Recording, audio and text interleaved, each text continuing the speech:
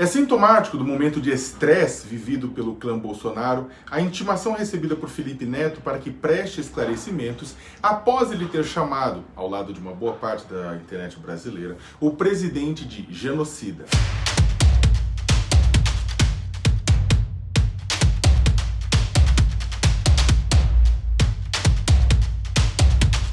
É uma absurda tentativa de intimidação, de gerar medo em criticar o governo, mas também uma cortina de fumaça e um sinal de desespero.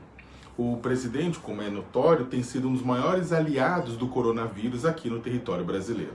Ostentando um comportamento irresponsável, omisso, incompetente e insensível, levou o Brasil a 280 mil mortos, com potencial para outros 280 mil.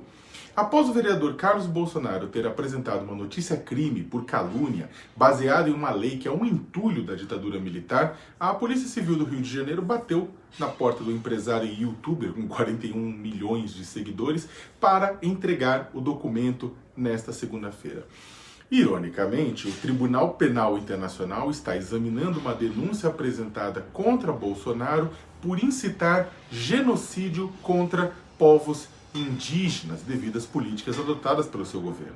Dependendo do resultado, a Polícia Civil vai precisar juntar umas milhas para ir até Haia, na Holanda, a fim de entregar uma nova intimação, dessa vez ao Tribunal Penal. Quando Bolsonaro fica acuado, ele joga uma cortina de fumaça que serve para duas coisas. A primeira, e vou me estender um pouco nela, é desviar a atenção do que realmente importa. Pelo documento postado nas redes por Felipe Neto, o procedimento foi iniciado lá pela quarta-feira, dia 10, data do discurso do ex-presidente Luiz Inácio Lula da Silva no Sindicato dos Metalúrgicos do ABC, discurso que pautou a mídia e irritou Bolsonaro. Na mesma quarta, o Brasil ultrapassou 2.000 mortes por Covid, registradas em 24 horas pela primeira vez, para ser mais específico, 2.349 óbitos. A marca foi divulgada internacionalmente e colocada na conta de Bolsonaro. Enquanto as mortes disparam, a população está longe de ser imunizada em massa e pobres dormem com fome pela falta de auxílio emergencial.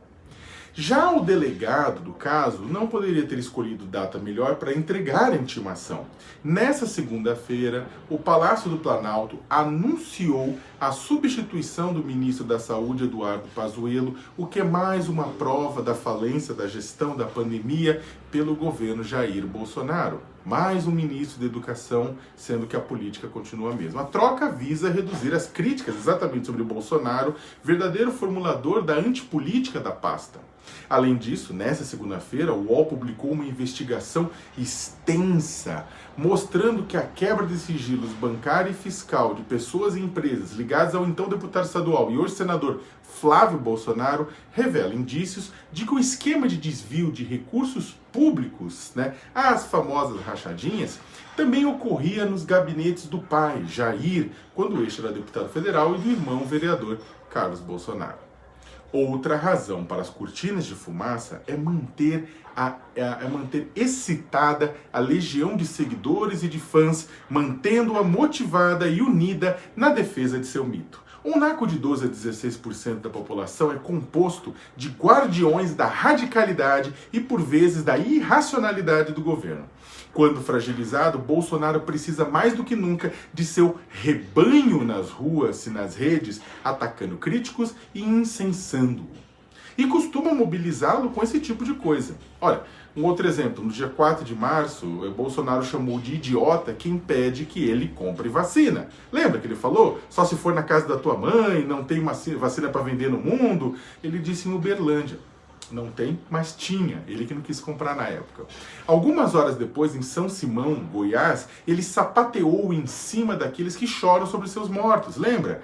Ele falou para os produtores rurais que estavam lá, vocês não ficaram em casa, não se acovardaram. Nós temos que enfrentar nossos problemas. Chega de frescura, de mimimi. Vão ficar chorando até quando? Como efeito colateral, a mídia focou sua cobertura nas declarações de Bolsonaro e as redes bolsonaristas foram à loucura. Sobrou menos espaço no debate público para a compra da mansão de quase 6 milhões de reais por parte de seu filho, o senador Flávio.